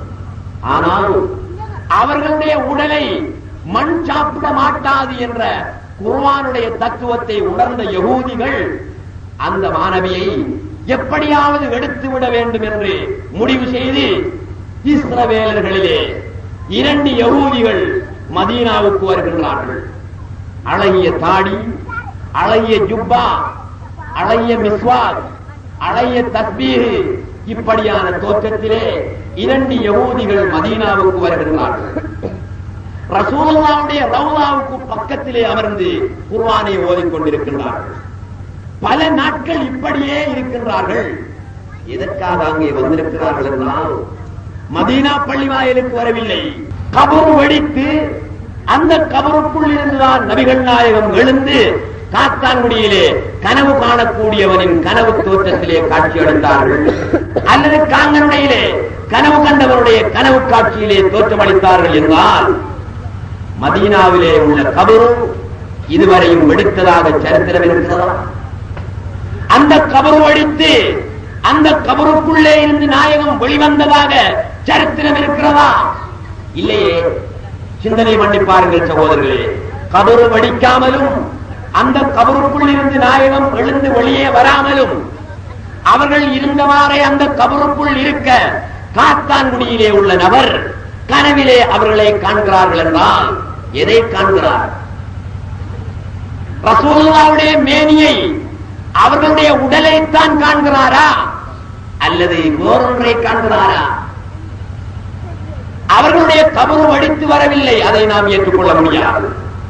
சரி, ஏற்றுக்கொண்டாலும் கபரு வெடித்து அந்த கபருக்குள் இருந்து நாயகம் எழுந்து காத்தான்குடிக்கு எப்படியோ பிளேனிலோ அல்லது விமானத்திலோ அல்லது ஏதோ ஒரு வகையிலோ காத்தான்குடிக்கு வந்து கனவு காண்பவனுக்கு முன்னாலே நிற்கின்றார்கள் என்று வைத்துக் கொண்டால் பெரும் பிரச்சனை ஒன்று ஏற்படுகிறது. எப்படி தெரியுமா? நபிகள் நாயகம் ஸல்லல்லாஹு அலைஹி வஸல்லம் அவருடைய திருமேனி, அவர்களுடைய திருவுடல் எத்தனை உடல்? ஒரே உடல் தான், ஒரே திருமேனி தான். அதுதான் மதீனாவிலே நல்லடக்கம் செய்யப்பட்டிருக்கிறது. லண்டனிலே ஒரே இரவையில் 9 மணிக்கு ஒருவர் ரசூலுல்லாஹ்வை கனவு காண்கிறார் என்று வைத்துக் கொள்வோம். காத்தான்குடியிலே அதே இரவு 9 மணிக்கு ஒருவர் கனவு காண்கிறார் என்று வைத்துக் கொள்வோம். கல்முனையிலே அதே இரவு 9 மணிக்கு ஒருவர் கனவு காண்கிறார் என்று வைத்துக் கொள்வோம். இப்படி உலகத்தின் பல பகுதிகளிலும் பல்லாயிரக்கணக்கான மக்கள் ஒரே நேரத்திலே நபி அவர்களை கனவு காண்கிறார்கள் என்று வைத்துக் கொள்வோம். இவர்களுடைய கனவு காட்சிகளிலே நபி அவர்கள் தோன்றினார்கள் என்றால் எத்தனை நபி? உள்ளது ஒரு நபிதானே. அவர்கள்தான் அங்கே அடக்கப்பட்டிருக்கிறார்கள், அங்கே சமாதியிட்டிருக்கிறார்கள். கபரு வெடித்து வருகிறார்கள் என்று வைத்துக் கொண்டாலும் எத்தனை நபி தேவைப்படுகிறது? 1000 பேர் ஒரே நேரத்திலே கனவு காண்பதாயிருந்தால் 1000 நபி வேண்டுமே அவருடைய கனவு காட்சியிலே தோற்றுவதற்கு. உள்ளது ஒரு நபியே தான், அவருடைய திருமேனி ஒன்றே ஒன்றுதான். 1000 பேர் ஒரே நேரத்திலே காட்சியாக காண்கிறார்களே, அந்த நபியை காண்கிறார்களா? இல்லை, அந்த நபியை காணவில்லை. அந்த நபியுடைய திருவுடலை காணவில்லை, அந்த நபியுடைய திருமேனியை காணவில்லை. அது மதீனாவிலே ரவுலாவிலே எப்பொழுது அடக்கப்பட்டதோ அன்று முதல் இன்று வரை அடக்கப்பட்டவாறுதான் இருந்து கொண்டிருக்கிறதே தவிர எத்தனை கோடி மக்கள் எத்தனை இடங்களிலே எந்தெந்த வகையிலே கனவு கண்டாலும் அந்த கபரிலே இருந்து ரசூலுல்லாஹ் எழுந்து செல்வதில்லை. அப்படியானால் கனவு காணக்கூடிய மனிதன் எதை காணுகிறார் என்று நீங்கள் கேட்கலாம் அல்லவா சகோதரர்களே? அவர்கள் கபரிலே இருந்து வரவில்லை. அப்படியானால் 1000 பேர் கனவு கண்டால் அந்த 1000 பேரும் எந்த நபியை கனவு காண்கிறார்கள்? முகம்மதை தானே கனவு காண்கிறார்கள். 1000 முகம்மது இல்லையே. அப்படியானால் எதை காண்கிறார்கள்? உங்களுடைய யோசனையை விரித்து பாருங்கள், சிந்தனையை விரித்து பாருங்கள் சகோதரர்களே. இதை நான் எதற்காக சொல்லுகிறேன் என்றால் ஒரு தத்துவத்தை விளங்கப்படுத்துவதற்காக சொல்லி வருகிறேன். கவனமாக கேட்டு பாருங்கள், கவனமாக ஆராய்ந்து கேளுங்கள். ரசூலுல்லாஹி ஸல்லல்லாஹு அலைஹி வஸல்லம் மதீனாவிலே அடங்கப்பட்டு அவ்வாறே அவர்கள் இருக்க 1000 பேர் அகிலத்திலே உலகத்திலே கனவு காண்கிறார்கள் என்றால் 1000 நபி 1000 இடத்துக்கு போனார்களா? உள்ளதே ஒரு நபிதான். 1000 பேருடைய கனவு காட்சியிலே தோன்றியது என்ன? அதை அல்லாமா கஸ்ஸாலி ரஹ்மத்துல்லாஹி அலைஹி அவர்கள் அழகாக விளக்கி காட்டுகிறார்கள். பகுத்தறிவுக்கு ஏற்ற முறையிலே விளக்கி காட்டுகிறார்கள். எங்கே விளக்குகிறார்கள் என்றால் அல் மவ்மூர் பிஹி அலா கைரி அஹ்லிஹி என்ற கிதாபிலே 4வது பக்கத்திலும் 5வது பக்கத்திலும் 6வது பக்கத்திலும் அல்லாமா கஸ்ஸாலி ரஹ்மத்துல்லாஹி அலைஹி அவர்கள் இதற்கு விளக்கம் கொடுக்கிறார்கள். நீங்கள் நன்றாக சிந்தனை பண்ணிக் கொள்ள வேண்டும், உணர்ந்து கொள்ள வேண்டும். இந்த விளக்கத்தை சொல்வது காத்தான்குடியைச் சேர்ந்த ரவூப் அல்ல, தூஸ் நாட்டைச் சேர்ந்த முஹம்மது முஹம்மதுல் கஸ்ஸாலி ரஹ்மத்துல்லாஹி அலைஹி அவர்கள் சொல்கிறார்கள். இந்த விளக்கம் கஸ்ஸாலி இமாம் என்றால் அகிலத்திலே இருக்கின்ற அறிஞர்கள் அனைவர்களுமே ஏகோபித்து ஏற்றுக்கொண்ட இமாம் தான் அல்லாமா கஸ்ஸாலி ரஹ்மத்துல்லாஹி அலைஹி அவர்கள். அவர்களால் எழுதப்பட்ட கிதாபுகள் எண்ணற்றவை. அவற்றில் இஹ்யா உலூமுத்தீன் என்ற கிதாப் மிக பிரசித்தி பெற்ற கிதாப். இலங்கையில் மட்டுமல்ல, இந்தியாவில் மட்டுமல்ல, பாகிஸ்தானில் மட்டுமல்ல, பஞ்சாபியில் மட்டுமல்ல, உலகின் எந்தெந்த பகுதிகளில் எல்லாம் முஸ்லிம்கள் வாழ்கின்றார்களோ அவர்களெல்லாம் கஸ்ஸாலி ரஹ்மத்துல்லாஹி அலைஹி அவர்களை இமாம் என்று ஏற்றுக்கொள்கிறார்கள். அவர்களால் எழுதப்பட்ட இஹ்யா உலூமுத்தீன் என்ற நூலை மதரசாக்களிலே ஓதிக் கொடுக்கின்றார்கள். மிக தூரத்துக்கு போக தேவையில்லை. இதோ இருக்கின்ற மதரசத்துல் ஃபலாஹிலே கூட கஸ்ஸாலி ரஹ்மத்துல்லாஹி அலைஹி அவர்கள் எழுதிய இஹ்யா உலூமுத்தீன் ஓதிக் கொடுக்கப்படுகின்றது. அவர்களை எல்லாரும் இமாம் என்று ஏற்றுக்கொள்கிறார்கள், ஆரிஃப் பில்லாஹ் என்று ஏற்றுக்கொள்கிறார்கள், தத்துவ மேதை என்றும் தத்துவ ஞானி என்றும் அனைவருமே ஏற்றுக்கொள்கின்றார்கள். பாடசாலைகளில் கூட காலை கீதத்திலே கஸ்ஸாலி ரஹ்மத்துல்லாஹி அலைஹி அவர்களுக்கு அறிவை கொடுத்தது போல் எங்களுக்கும் அறிவைத்தான் இறைவா என்று பாடசாலை பிள்ளைகள் எல்லாம் கஸ்ஸாலி ரஹ்மத்துல்லாஹி அலைஹி அவர்களை முன்வைத்து இறைவனிடத்திலே கேட்கின்றார்கள். நவ்விர் இலாஹஸ் ஸமா கல்பல் கரீபி கமா நவ்வர்த கல்பைமா மின்னாசி கஸ்ஸாலி. இமாம்களுக்கு மனிதர்களுக்கெல்லாம் இமாமாகிய கஸ்ஸாலி ரஹ்மத்துல்லாஹி அலைஹி அவர்களின் கல்வை நீ பிரகாசிக்க செய்தது போல் மாணவர்களாகிய எங்களுடைய கல்வையும் நீ பிரகாசிக்க செய்வாயாக என்று கஸ்ஸாலி ரஹ்மத்துல்லாஹி அலைஹி அவர்களை புகழ்ந்து அவருடைய கல்வை அறிவால் நேர்வழியால் பிரகாசிக்க செய்தது போல் எங்களுடைய கல்வையும் அறிவாலும் நேர்வழியாலும் பிரகாசிக்க செய்வாயாக என்று கேட்கின்றான் பாடசாலை மாணவர். யா ரப்பி ஆதிலனா இல்மன் வ ஃபஹமன் கமா ஆதைத யா ரப்பனா பிஷைஹ் கஸ்ஸாலி. கஸ்ஸாலி ரஹ்மத்துல்லாஹி அலைஹி அவர்களுக்கு விளக்கத்தையும் அறிவையும் நீ வழங்கியது போல் மாணவர்களாகிய எங்களுக்கும் விளக்கத்தையும் அறிவையும் வழங்குவாயாக என்று பாடசாலை மாணவன் காலை கீதத்திலே படிக்கின்றான். அந்த நேரத்திலே மௌலவிமார்கள், அந்த பாடசாலையிலே படித்துக் கொடுக்கின்ற ஆசிரியர்கள் மௌனமாக நின்று கேட்டுக் கொண்டிருக்கின்றார்கள், செவிமடுத்துக் கொண்டிருக்கிறார்கள். அத்தகைய மாபெரும் ஞானி அல்லாமா கஸ்ஸாலி ரஹ்மத்துல்லாஹி அலைஹி அவர்கள். இவர்கள் சொன்னால் பிழையா சகோதரர்களே?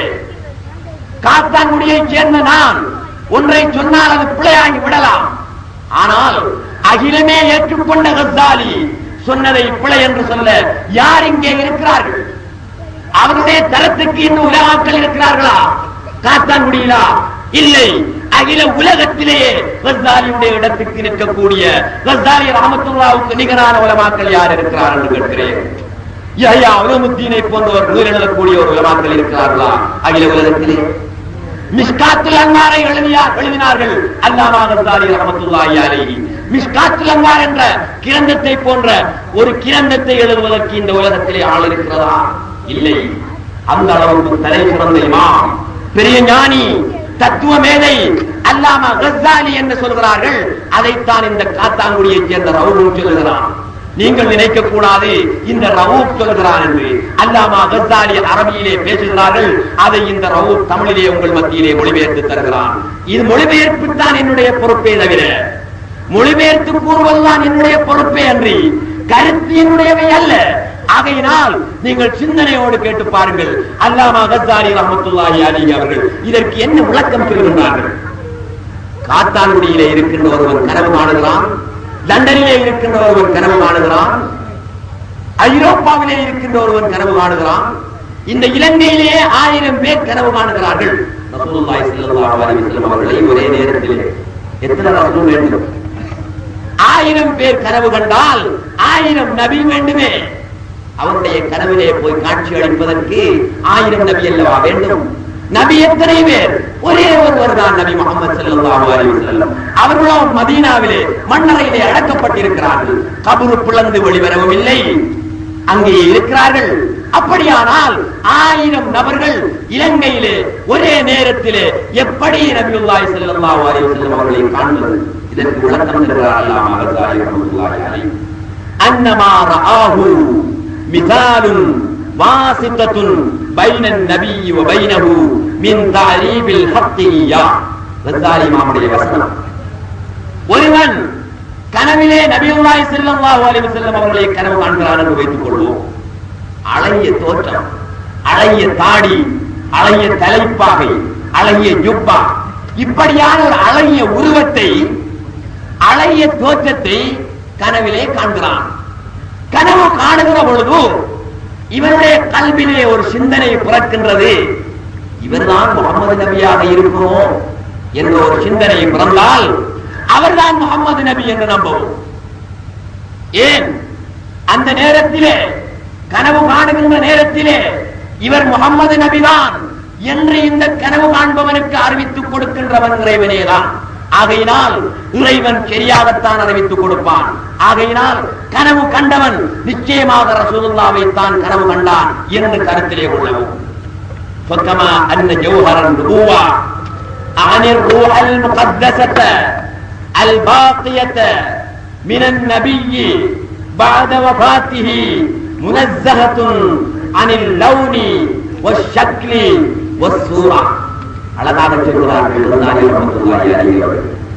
நபியுல்லாஹி ஸல்லல்லாஹு அலைஹி வஸல்லம் அவர்களுடைய ஹயாத்திலே, அவர்களுடைய உடலிலே ரூஹ் இருந்ததா இல்லையா?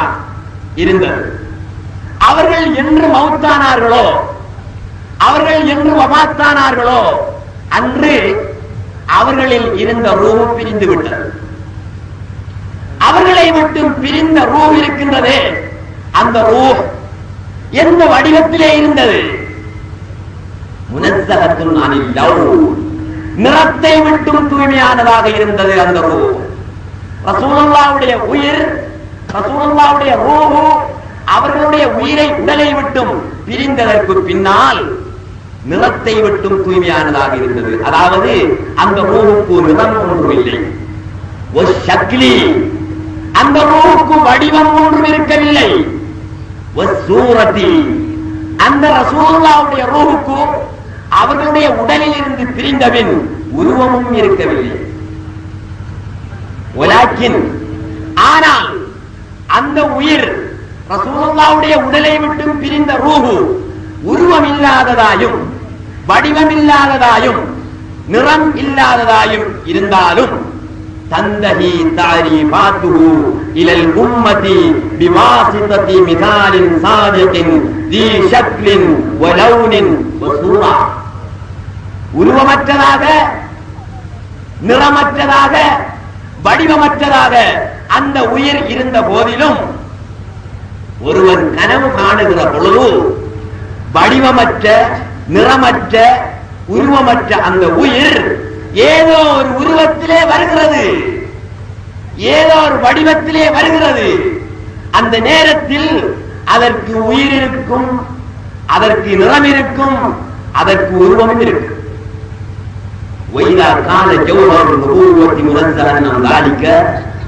நபி அவர்களுடைய உயிர் அவர்களுடைய உடலை விட்டு பிரிந்ததற்கு பின்னால் அதற்கு நிறம் இல்லை, உருவம் இல்லை, வடிவம் இல்லை என்றால்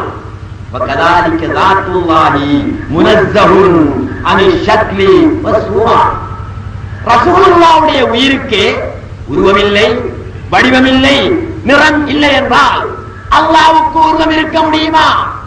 கேட்கிறார்கள் அல்லாமா கஸாலி ரஹ்மத்துல்லாஹி அலைஹி. அல்லாஹ்வுக்கு வடிவம் இருக்க முடியுமா?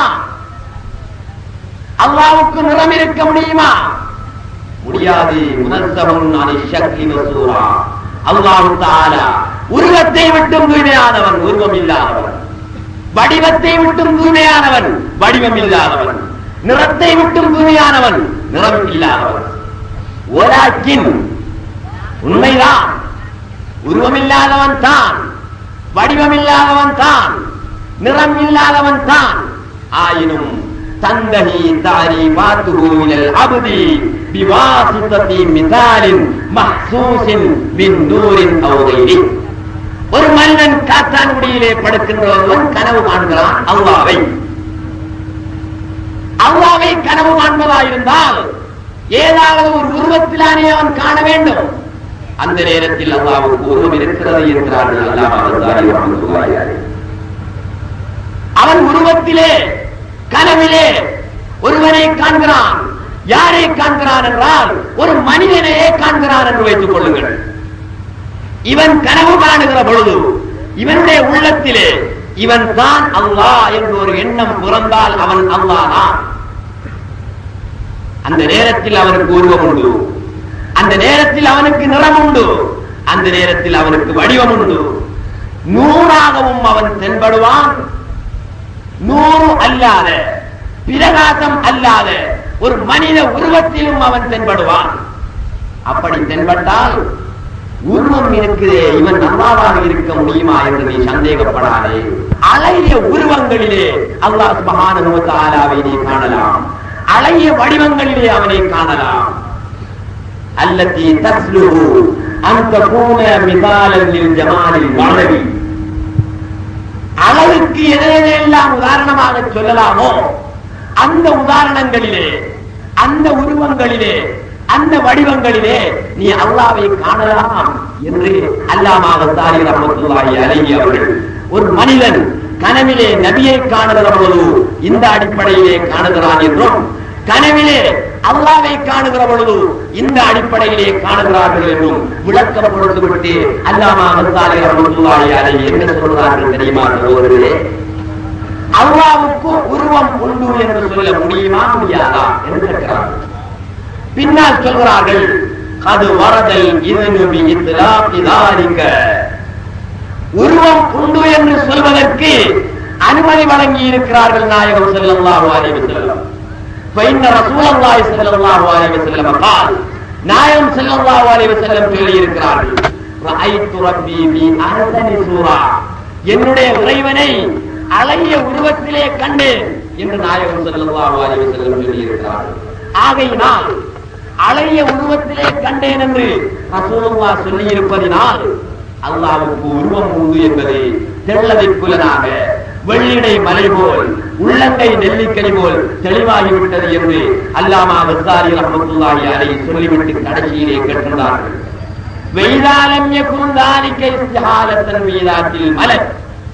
ஒரு மலக்கு தான் விரும்பிய உருவத்திலே தோன்றுவதற்கு அவருக்கு முடியுமா இருந்தால், ஜிப்ரீல் அலைஹிஸ்ஸலாத்து வஸ்ஸலாம் ஜஹியத்துல் கல்பி என்ற மனிதனுடைய உருவத்திலே தோன்றுவதற்கு அவருக்கு முடியுமா இருந்தால், மலக்கையும் படைத்து ஜஹியத்துல் கல்பி என்ற சஹாபியையும் படைத்த அல்லாஹ் தஆலாவுக்கு ஏன் உருவத்திலே தோன்ற முடியாது என்று கேட்டுவிட்டு சொல்கிறார்கள், ஃபலா யஸ்தஹீலு மிஸ்லு ذلك ஃபீ ஹக்கில்லாஹி தஆலா.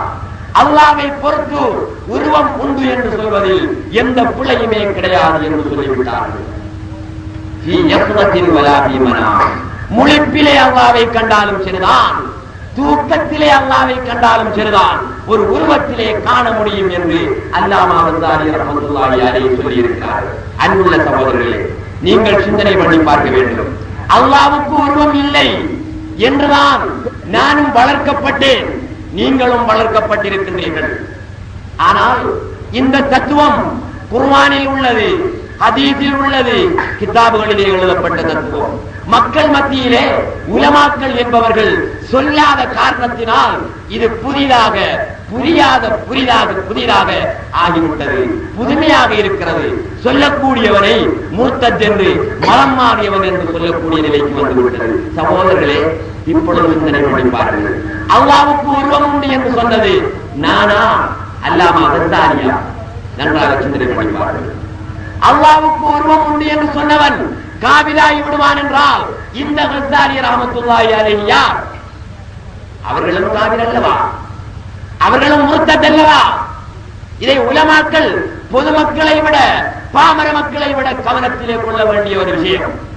உருவம் உண்டு என்று சொன்னவன் காபிர் என்றால் உருவம் உண்டு என்று தெளிவாக எழுதி இருக்கிறார்களே அல்லாமா அன்சாரி இந்த கிதாபிலே 4வது 5வது 6வது பக்கத்திலே எழுதியிருக்கிறார்கள். அன்சாரி இமாமை மறுக்கின்றீர்களா அல்லது அவர்களையும் காபிர் என்று சொல்லுகிறீர்களா?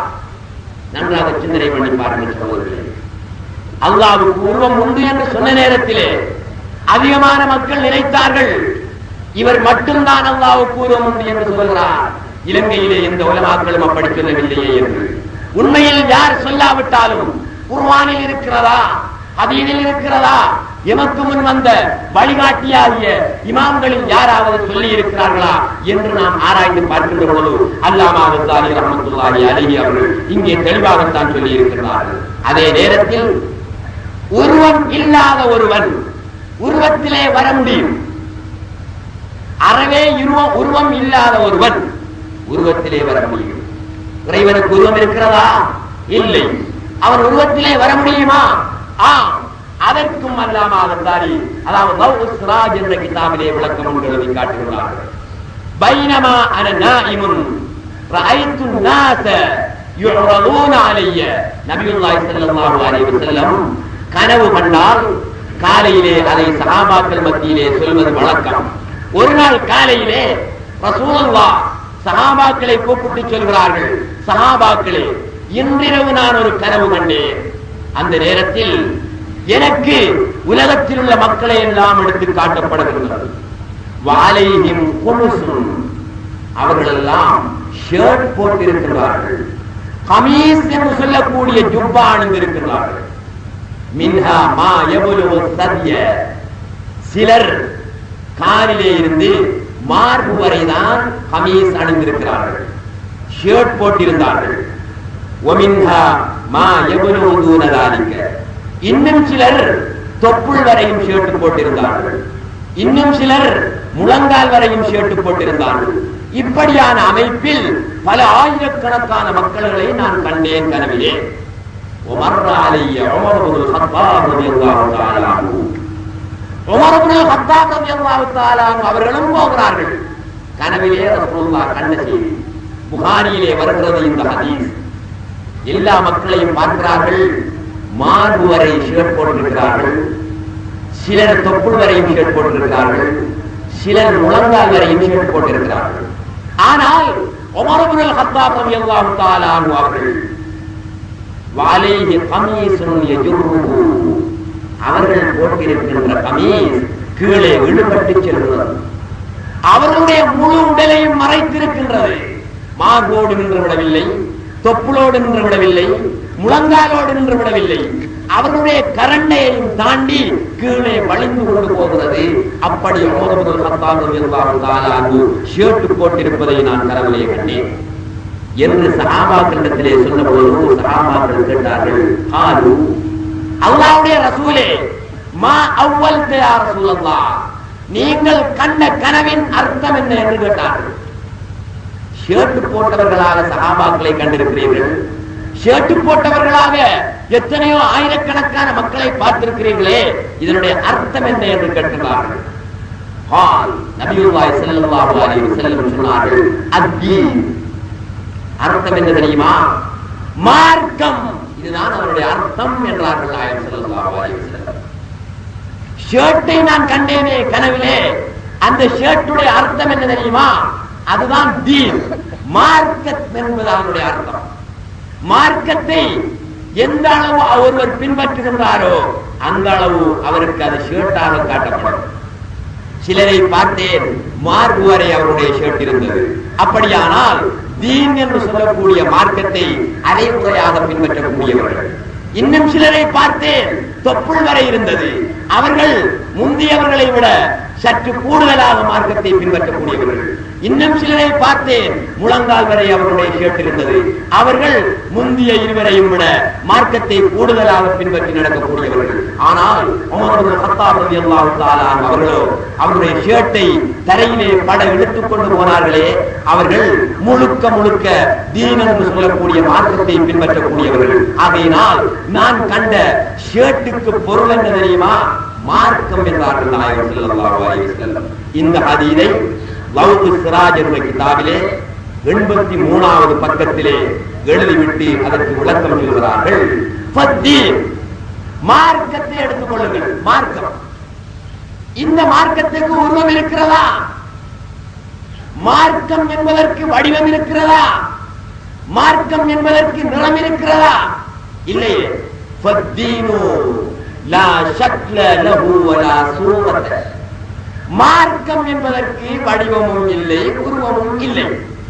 வலக்கின் ஆனால் ஜுஇலல் கமீசு லஹு மிதாலன் ரசூலுல்லாஹ்வுடைய கனவிலே மார்க்கத்துக்கு உருவம் எடுத்து காட்டப்பட்டிருக்கிறது. மார்க்கத்துக்கு உருவம் என்ன?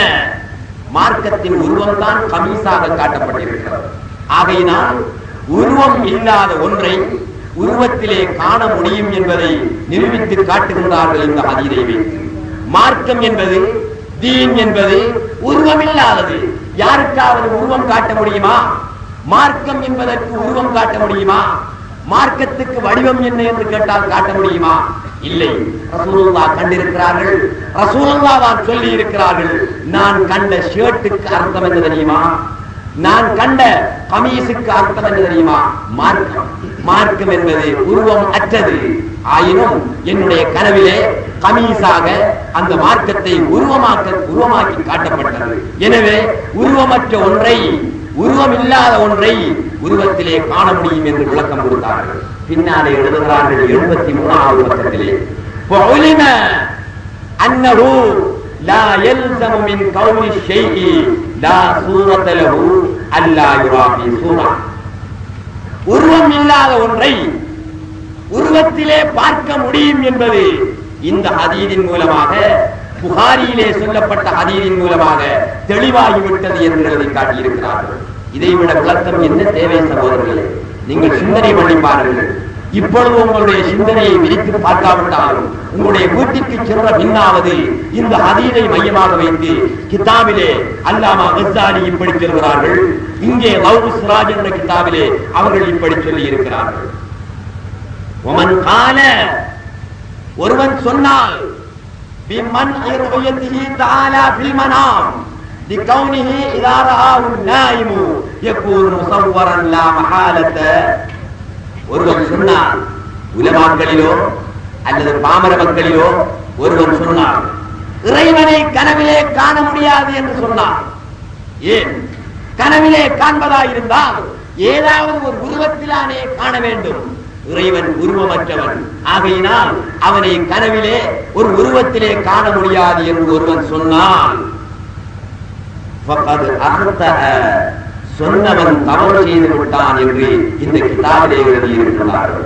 ஆகையினால் நாம் கருத்திலே கொள்ள வேண்டிய விஷயம் என்ன? அல்லாஹ் தஆலா உருவமற்றவன்.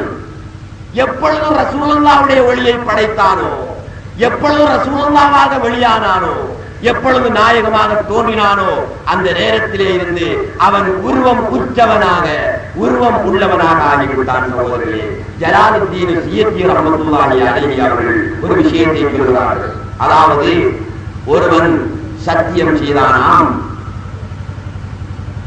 என்னுடைய வீட்டிலே திங்கட்கிழமை இரவு குதுபுல் அக்தார் முஹியுத்தீன் அப்துல் காதிர் ஜீலானி என்னுடன் இருந்தார்கள். இது பொய் என்றால் என்னுடைய மனைவி தலாக்காகி விடுவாள் என்று ஒருவன் சொன்னான்.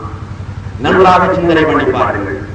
ஒருவன் சொல்கிறான், ஒரு சபையிலே சொல்கிறான், திங்கட்கிழமை இரவு என்னுடைய வீட்டிலே குதுபுல் அக்தார் முஹியுத்தீன் ஆண்டகை என்னோடு தங்கி இருந்தார்கள்.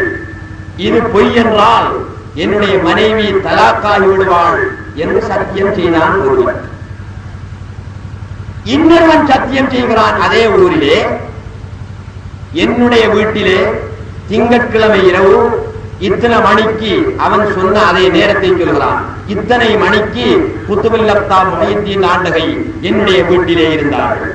அது பொய் என்றால் என்னுடைய மனைவி தலாக்காகி போய் விடுவாள் என்று சத்தியம் செய்கிறான். இரண்டு பேரும் ஒரே விதமாக சத்தியம் செய்திருக்கிறார். அவர் சத்தியம் செய்ததும் குதுபு நாயகம் அவருடைய வீட்டிலே திங்கட்கிழமை இரவு 9 மணிக்கு அவருடனே இருந்தார் என்று சத்தியம் செய்கிறார். இன்னொருவர் சத்தியம் செய்கிறார், அதே திங்கட்கிழமை இரவு 9 மணிக்கு குதுபு நாயகம் அவருடனே இருந்தார் என்று அவரும் சத்தியம் செய்கிறார். இது பொய் என்றால் என்னுடைய மனைவியும் தலாக், அவருடைய மனைவியும் தலாக் என்று ஒருவர் சொல்லிக் கொண்டார். இவர்கள் சட்டம் கேட்டு வருகிறார்கள். யாரிடத்திலே? அல்லாமா சுயத்தி ரஹ்மத்துல்லாஹி அலைஹி அவர்களிடத்திலே சட்டம் கேட்டு வருகிறார்கள். இப்படி நடந்தது உண்மை. இவரும் இப்படி சொல்கிறார், என்னுடைய பொய்யா அவருடைய பொய்யா? அப்படியானால் யாருடைய மனைவி தலாக்காக போய்விடுவாள், விளக்கம் சொல்லுங்கள் என்று அல்லாமா சுயத்தி ரஹ்மத்துல்லாஹி அலைஹி அவர்களிடத்திலே கேட்கப்பட்ட போது அவர்கள் சொல்கிறார்கள், அப்துல் காதிர் உடனே என்னிடத்திலே கேள்வி கேட்டு வந்தார்களே 2 பேர், அவ்விருவரையும் குத்துபு நாயகத்திடத்திலே நான் அனுப்பி வைத்தேன், அவர்களிடத்திலே போங்கள் என்று சொன்னேன். அவ்விருவரும் போய் குத்துபு நாயகத்திடத்திலே அதை பற்றி கேட்கிறார். குத்துபு நாயகமே, ஒவ்வொருவரும் அவ்வாறே சொல்கின்றார்கள் குத்துபு நாயகத்திடத்திலே. அப்பொழுது குத்துபு நாயகம் சொன்னார்கள், லவ் காலார் பவுன அன்னி பித்து அந்தஹு அந்தஹும் லஸதகு. நீங்கள் 2 பேரும் தானே வந்து சொல்கிறீர்கள், நான் உங்களுடைய வீட்டிலே ஒரே நேரத்திலே ஒவ்வொருவருடைய வீட்டிலும் நான் இருந்ததாக நீங்கள் 2 பேர் மட்டும்தானே சொல்கிறீர்கள், இதில் என்னப்பா சந்தேகம்? 40 பேர் சொன்னால் கூடாது, உண்மைதான் என்றார்கள். குத்துபுல் அக்தாம் முஹித்தீன் அப்துல் காதிர் ரலியல்லாஹு அன்ஹு. சற்று சிந்தனை பண்ணிப்பார்கள் சகோதரர்களே. குத்துபுல் அக்தாம் முஹித்தீன் ஆண்டகை எத்தனை பேர்? ஒரே ஒரு ஆள். 40 பேரிடத்திலே ஒரே நேரத்திலே ஒரே இரவையிலே ஒரே வீட்டிலே 40 பேரிடத்திலே அவர்கள் இருந்தார்கள் என்று 40 பேர் சொன்னாலும் அது சரிதான் என்கிறார்கள் குத்துபுல் அக்தாம் முஹித்தீன் அப்துல் காதிர் ஜீலானி ரலியல்லாஹு தஆலா அன்ஹு என்று விளக்கம் சொல்லப்படுகிறது. எனவே சகோதரர்களே, குத்துபுல் அக்தாம் ஒருவராக இருந்தாலும் அவர்கள் பல உருவத்திலே பல வடிவத்திலே பல கோலத்திலே தோன்றுவதற்கு அவர்களுக்கு முடியும். ஒரு ஒலிக்கு இப்படி தோற்றமெடுக்க இப்படி உருவமெடுக்க முடியுமா இருந்தால் அந்த ஒலியை படைத்தானே ஒருவன், இறைவன், அவனுக்கு ஏன் தோற்றமெடுக்க முடியாது? ஏன் அவன் பல உருவத்திலே தோன்ற முடியாது என்று லவ்ஹு சிராஜ் என்ற கிதாபிலே அவர்கள் கேட்டுவிட்டு சொல்கிறார்கள். அல்லாமா அப்துல் வஹாப் ஷஅரானி ரஹ்மத்துல்லாஹி அலைஹி அவர்கள் உலக பிரசித்தி பெற்ற கஸாலி இமாமை போன்று பிரசித்தி பெற்ற மாபெரும் மேதை. அந்த மேதை சொல்கிறார்கள், இன்ன ஷேக் முஹம்மதுல் குதுரி என்ற பெரியார் خطب في 50 بلدة في يوم واحد خطبة الجمعة وصلى بهم إماما. குதுபு ஷேக் முஹம்மதுல் குதுரி என்பவர்கள் ஒரு வெள்ளிக்கிழமை ஒரே வெள்ளிக்கிழமை 50 பள்ளி வாயில்களிலே குத்பா பிரசங்கம் நடத்தி குத்பா தொழுகையும் நடத்தி இருக்கிறார்கள். அல்லாமா அப்துல் வஹாப் ஷஅரானி சொல்கிறார்கள், ரூஹுல் பயான் 27வது ஜுஸு சூரத்துன் நஜ்ம் என்ற கிதாபிலே இந்த விவரம் எழுதப்பட்டிருக்கிறது. ஒரே வெள்ளிக்கிழமை ஒரே நேரத்திலே 50 பள்ளி வாயில்களிலே ஷேக் முஹம்மதுல் குதுரி அவர்கள் குத்பா பிரசங்கம் நிகழ்த்தி குத்பா தொழுகையும் நடத்தினார்கள் என்றால் எத்தனை பேர் சகோதரர்களே? ஒரே நபர் 50 வேடத்திலே 50 உருவத்திலே 50 வடிவத்திலே காட்சி அளித்திருக்கிறார். யார் இவர் காட்சி அளித்தவர்?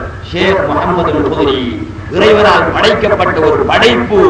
அவருக்கு இப்படியான வல்லமை உண்டு என்றால் அவரை படைத்த இறைவன் ஒரே நேரத்திலே 50 வடிவத்தில் என்ன, 50,000 வடிவத்தில் என்ன, 50 கோடி வடிவத்திலே காட்சியளிப்பதில் என்ன சந்தேகம் இருக்கிறது என்று அதற்கு பின்னாலே கேட்கின்றார்கள். ஆகையினால் அன்புள்ள சகோதரர்களே, நாம் கருத்திலே கொள்ள வேண்டிய விளக்கத்திலே பெற வேண்டிய எடுக்க வேண்டிய விஷயம் என்னவென்றால், அல்லாஹ் தான் முஹம்மதுடைய உருவத்திலே வந்தார்.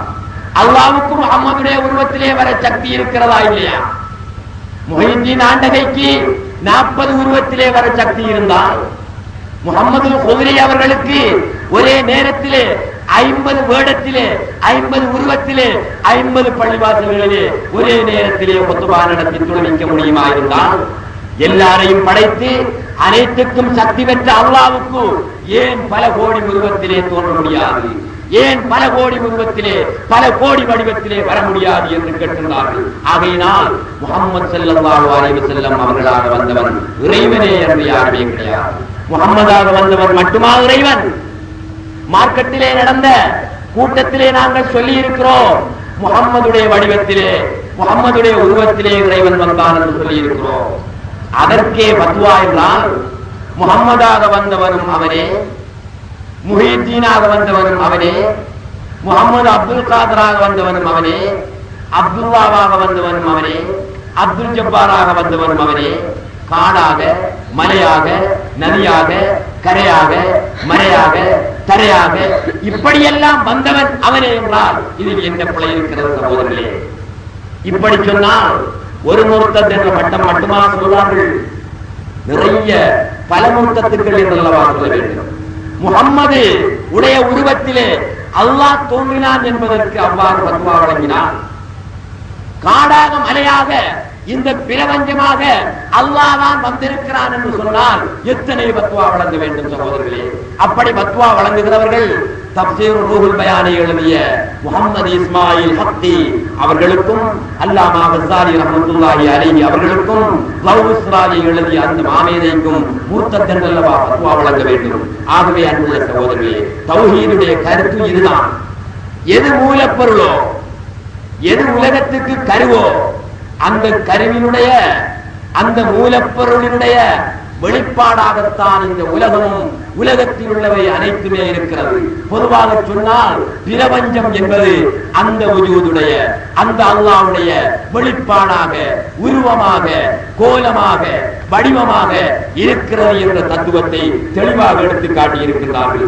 ஏற்கனவே இங்கே ஒரு பாடல் ஒன்றை பாடினார் அசீஸ் அவர்கள். அதிலே சொன்னார்கள், ஆதமியான ரூபமாய் அவனியில் வந்தது யாரையா, அஹது உஹது வானதாய் அல்லாஹ் முஹம்மது தாமையா என்று சொன்னார்கள். இந்த பாடலை பாடியவர் யார் தெரியுமா? அப்துல் அசீஸ் அவர்கள் எழுதி பாடவில்லை, அவர்கள் பாடினார்கள். எழுதியவர்கள் அவர்கள் அல்ல. எழுதியவர்கள் இலங்கையின் கிழக்கு மாகாணத்திலே இருந்த மாபெரிய குத்துபு ஒருவர் தான் அந்த பாடலை எழுதியவர், தமிழிலே எழுதியவர். ஆதமியான ரூபமாய் அவனியில் வந்தது யாரையா, அஹது உஹது வானதாய் அல்லாஹ் முஹம்மது தாமையா. ஆதமியான உருவத்திலே, அதாவது மனிதனுடைய உருவத்திலே வந்திருப்பது யார் என்று அவர் கேட்கிறார். ஆதமியான ரூபமாய் அவனியில் வந்தது யாரையா, மனிதனுடைய உருவத்திலே இந்த உலகத்திலே வந்திருப்பது யாரையா என்று கேட்டுவிட்டு அவரே பதில் சொல்கின்றார், அஹது உஹது வானதாய் அல்லாஹ் முஹம்மது தாமையா. அல்லாஹ்வும் முஹம்மதும் தான் இந்த ஆதமியான உருவத்திலே வெளியாகி இருக்கிறார்கள். அல்லாஹ் தான் வெளியாகி இருக்கிறான், முஹம்மது தான் இந்த ஆதமியுடைய உருவத்திலே வெளியாகி இருக்கிறார்கள். இந்த கருத்தை நானா சொன்னேன்? நான் அல்லாஹ்வுக்கு உருவம் உண்டு என்று சொல்லி 2.5 வருடம் தான். கஸ்ஸாலி ரஹ்மத்துல்லாஹி அலைஹி அல்லாஹ்வுக்கு உருவம் உண்டு என்று சொல்லி எத்தனையோ வருடங்கள். லவ்ஸ்ராஜ் என்ற கிதாபிலே அல்லாஹ்வுக்கு உருவம் உண்டு என்று சொல்லி எத்தனையோ வருடங்கள். தப்சீர் ரூஹுல் பயான் எழுதப்பட்டு அதிலே அல்லாஹ்வுக்கு உருவம் உண்டு என்று சொல்லி எத்தனையோ வருடங்கள். ஆதமியான ரூபமாய் அவனியில் வந்தது யாரையா, அஹது உஹது வானதாய் அல்லாஹ் முஹம்மது தாமையா என்ற பாடலை பாடி எத்தனையோ 40-50 வருடங்களுக்கு மேலாகிவிட்டது. அட்டாளச்சேரியிலே சமாதியிட்டிருக்கின்ற அல் வலியுல் காமில் குதுபுல் வாசிலீன் மீரான் சாஹிபு வள்ளி ஆலிம் ரஹ்மத்துல்லாஹி அலைஹி அவர்கள் தான் இந்த பாடலை பாடினார். இந்த பாடலை பாடியவர் முர்த்ததா, இந்த பாடலை பாடியவர் காபிரா. அவர் காபிரா இருந்தால் என்னுடைய தந்தையும் காபிராகத்தான் இருக்க வேண்டும். என்னுடைய தந்தை இந்த பாடலை பாடிய வெள்ளி ஆலிமை குருவாக கொண்டவர்கள், வெள்ளி ஆலிமிடத்திலே பையத்து பெற்றவர்கள், வெள்ளி ஆலிமுடைய கொள்கையை சரி கண்டவர்கள் தான் என்னுடைய தந்தை மர்ஹூம் அப்துல் ஜவாத் ரஹ்மத்துல்லாஹி அலைஹி அவர்கள். என்னுடைய தந்தை முர்த்ததா, என்னுடைய தந்தை காபிரா. சகோதரர்களே, என்னே இந்த உலமாக்களுடைய மடவை, என்னே இவருடைய ஜஹாலத், குர்ஆனை சரியாக பார்க்காமல், ஹதீஸை சரியாக பார்க்காமல், இமாம்கள் எழுதிய நூல்களை சரியாக பார்க்காமல் ஃபத்வா தீட்டி இருக்கின்றீர்களே உலமாக்களே, ஏன் உங்களுக்கு இந்த மனமை, ஏன் உங்களுக்கு இந்த ஜஹாலத்? உங்களை பகிரங்கமாக கேட்கின்றேன். மார்க்கத்தை மாசுபடுத்தாதீர்கள், குர்ஆனை புரட்டாதீர்கள், ஹதீஸை புரட்டாதீர்கள், மக்களை மடையராக்காதீர்கள், மக்களை ஏமாற்றாதீர்கள். குர்ஆனிலே இருப்பதை சொல்லுங்கள், ஹதீஸிலே இருப்பதை சொல்லுங்கள். உங்களை பகிரங்க மேடையிலே தான் நான் அழைக்கிறேன். வீட்டிலே இருந்து ரகசியமாக நான் கடிதம் எழுதி உங்களை பயன் காட்டுவதல்ல. எனக்கு முந்த நாள் பத்ரியா பள்ளிவாயிலே ஒரு நோட்டீஸ் ஒட்டப்பட்டிருக்கின்றது. அதிலே எழுதப்பட்டிருக்கின்றது, அடே ரவுத், நீ ரொம்ப கவனமாக இருக்க வேண்டும். உன்னுடைய உணர்ச்சி மிகு பிரசங்கத்தால் மக்களை எல்லாம் கவர்ந்து விடுகிறாய். நாங்கள் யார் தெரியுமா? கெரில்லா படையினர். உன்னை சுட்டு வீழ்த்தி விடுவோம். யாழ்ப்பாணத்திலும் கொழும்பிலும் தலைமையகம் இருக்கின்றது, மறந்து விடாதே என்று பெரிய வால்நோட் ஒன்றை எழுதி பதிலியா பள்ளிவாசலிலே ஒட்டி வைத்திருக்கிறார்கள். அதிகாலையில் கண்டு ஒருவர், ஒரு நண்பர், ஒரு ஆசிரியர் அதை எடுத்து வந்து என்னுடைய வீட்டிலே கொடுத்தார். அதை எங்களுடைய பேரவை அலுவலகத்திலே நாங்கள் ஒட்டி வைத்திருக்கிறோம். தேவையானவர்கள் வந்து பாருங்கள் சகோதரர்களே. மார்க்கத்தை சொல்லக்கூடியவனை பயமுறுத்தாட்ட வேண்டுமா? மார்க்கத்தை சொல்பவனை பயமுறுத்த வேண்டுமா சகோதரர்களே? ஏன் இப்படியான அட்டகாசம் செய்கிறார்கள்? ஏன் இப்படியான அநியாயம் செய்கிறார்கள்? பொதுமக்களாகி உங்களிடத்திலே நான் கேட்கின்றேன். 30,000க்கும் மேற்பட்ட மக்கள் வாழக்கூடிய இந்த காத்தான்குடியிலே பகிரங்கமாக நான் பேசுகிறேன். உங்களிடத்திலே பகிரங்கமாக சொல்கின்றேன். நீங்கள் அனைவர்களும் ஒன்று சேர்ந்தாவது நீங்கள் உலகத்தில் இருக்கின்ற அல்லது இலங்கையில் இருக்கின்ற பெரும் பெரும் அறிஞர்களை கொண்டு வாருங்கள். அவர்களிடத்திலே நாம் இந்த கிதாபுகளை காட்டி கேட்போம். இதில் என்ன எழுதப்பட்டிருக்கிறது? முர்த்தத்தா, தப்சீர் ஜலாலின் தப்சீர் ரூஹுல் பயானை எழுதியவர்கள் முர்த்தத்தா, லவ் இஸ்ராஜி எழுதியவர்கள் முர்த்தத்தா, ரசூலுல்லாஹ் தான் முர்த்தத்தா. ஏன்? அல்லாஹ்வுக்கு உருவம் உண்டு என்று முதலிலே சொன்னவர்கள் யார்? நபியுல்லாஹி ஸல்லல்லாஹு அலைஹி வஸல்லம். எங்கே சொல்லி இருக்கிறார்கள்? புகாரியை பிரட்டி பாருங்கள். புகாரி அதை சரியாக ஆராய்ந்து பாருங்கள். ராயித்து ரப்பி ஃபீ அஹ்ஸனி சூரா. ரசூலுல்லாஹி ஸல்லல்லாஹு அலைஹி வஸல்லம் சொன்னார்கள், என்னுடைய ரப்பை, என்னுடைய இறைவனை அழகிய உருவத்திலே கண்டேன் என்றார்கள் நாயகம் ஸல்லல்லாஹு அலைஹி வஸல்லம். எங்கே போச்சு ரசூலுல்லாஹ்வுடைய பேச்சு? ரசூலுல்லாஹ்வுடைய பேச்சை தள்ளி விட்டார்களே இந்த உலமாக்கள். ரசூலுல்லாஹ்வுடைய பேச்சை ஒதுக்கி விட்டார்களே. அல்லாஹ்வுக்கு உருவம் உண்டு என்றவன் முர்த்தத் என்றால் ரசூலுல்லாஹ் முர்த்தத்தா? இவருடைய ஃபத்வாவின் படி ரசூலுல்லாஹ் முர்த்தத்தா இல்லையா சகோதரர்களே? நீங்கள் முடிவு செய்து கொள்ளுங்கள். நான் உண்மையை பேசுகிறேன், சத்தியத்தை தான் உங்கள் மத்தியிலே சொல்கிறேன், தௌஹீதை தான் நான் எடுத்துச் சொல்கின்றேன். ஆகையினால் ஆதமியான ரூபமாய் அவனியில் வந்தது யாரையா? அல்லாஹ் தான் வந்தான். முகம்மது தான் ஆதமியான ரூபத்திலே வந்திருக்கிறார்கள். ஆதமுடைய உருவத்திலே வந்திருக்கின்றான் அல்லாஹ் தான். ஆதமுடைய உருவத்திலே மட்டுமா? இந்த பிரபஞ்சத்துடைய உருவத்திலே தோன்றி இருப்பவன் அவனே என்று வேறு யார்கள் என்ற தத்துவத்தை அழகாக சொல்லி காட்டியிருக்கின்றார்கள். அத்தோடு இரண்டு விஷயத்தை சொல்லி நான் முடித்துக் கொள்கிறேன். அன்புள்ள சகோதரர்களே,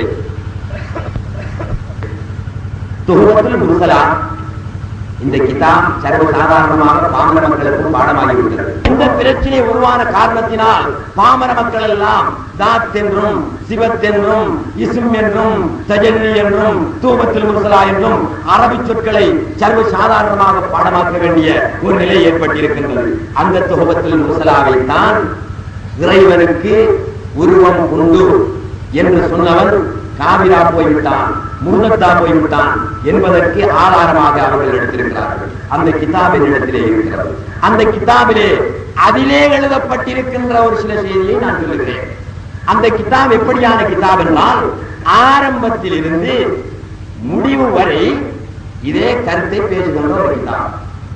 எல்லாம் அவனே, எல்லாமாய் வெளியாகி இருப்பவன் அவனே, எல்லா உருவங்களும் அவனுடையதே, எல்லா வடிவங்களும் அவனுடையதே என்பதை திட்ட தெளிவாக தெள்ளவி புலனாக விளக்கக்கூடிய ஒரு கிதாபு தான் துஹ்ஃபத்துல் முர்ஸலா. எனவே அன்புள்ள சகோதரர்களே, இதுவரை இந்த சிறப்பான மீலாது விழாவை கண்ணியத்துடன் இருந்து அமைதியாக இருந்து கேட்டுக் கொண்டிருந்த உங்கள் அனைவருக்கும் அஸ்ஸலாமு அலைக்கும் வரஹ்மத்துல்லாஹி